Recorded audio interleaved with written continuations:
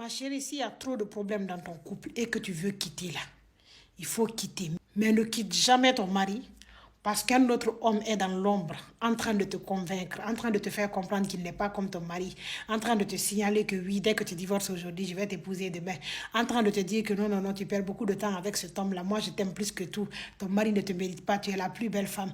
C'est que cet homme, il est à la perpétuelle recherche de tout ce que tu as envie d'entendre. Il te dit ce que tu as envie d'entendre. Il fait ce que tu as envie qu'il fasse avec toi. Il connaît déjà de quoi tu souffres dans ton foyer. Il connaît déjà comment t'avoir. Il sait de quoi tu te plains. C'est-à-dire qu'avec ton mari, il y a des non-dits. Avec ton mari, vous ne pouvez pas discuter. Avec ton mari, il n'y a pas trop de communication. Donc, tu te rétractes. Tu ne peux plus dire à ton mari ce que tu attends de lui. Ou même si tu le dis, il n'arrive pas à changer. Et au lieu de résoudre, tu te dis que tu es fatigué. Tu veux partir. Il faut partir. Mais si tu quittes ton mari à cause d'un autre homme, ma chérie, tu vas lire l'heure en chinois, en japonais, en coréen. C'est-à-dire que dans toutes les ethnies, dans toutes les langues, dans tout ce que tu connais là, tu vas lire l'heure. La solidarité que j'ai vue chez les hommes, qui se connaissent ou qui ne se connaissent pas, ils sont tellement solidaires que quand tu quittes un homme pour un homme, pensant qu'il va t'aimer plus que lui, pensant que non, ce dernier-là va venir répondre aux critères que ton mari n'arrive pas à répondre. Ça peut arriver, hein, ce n'est pas une généralité.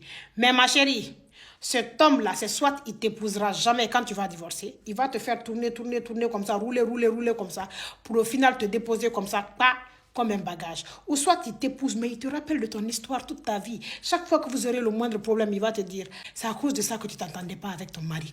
Et le jour net où tu vas lui dire, je veux qu'on règle les choses ou bien je m'en vais, il va te faire comprendre que certainement il y a un autre homme dans l'ombre qui est en train de te parler pour que tu puisses le quitter. Parce que tu es ce genre de femme qui quitte un homme pour un homme.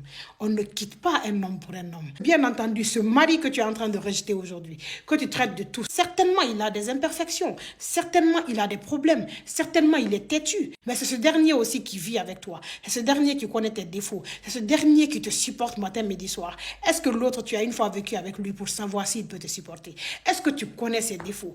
Est-ce que tu as été avec lui dans la même maison au moins un mois pour savoir quel genre de comportement il aurait? Réfléchissons beaucoup. Cet homme que tu critiques aujourd'hui, c'est ce dernier que tu connais. Celui-là chez qui tu veux partir, tu ne le connais pas parce que tu n'as pas encore vécu avec lui. Et c'est quand tu vis avec un homme que tu peux savoir exactement s'il est fait pour toi ou s'il n'est pas fait pour toi.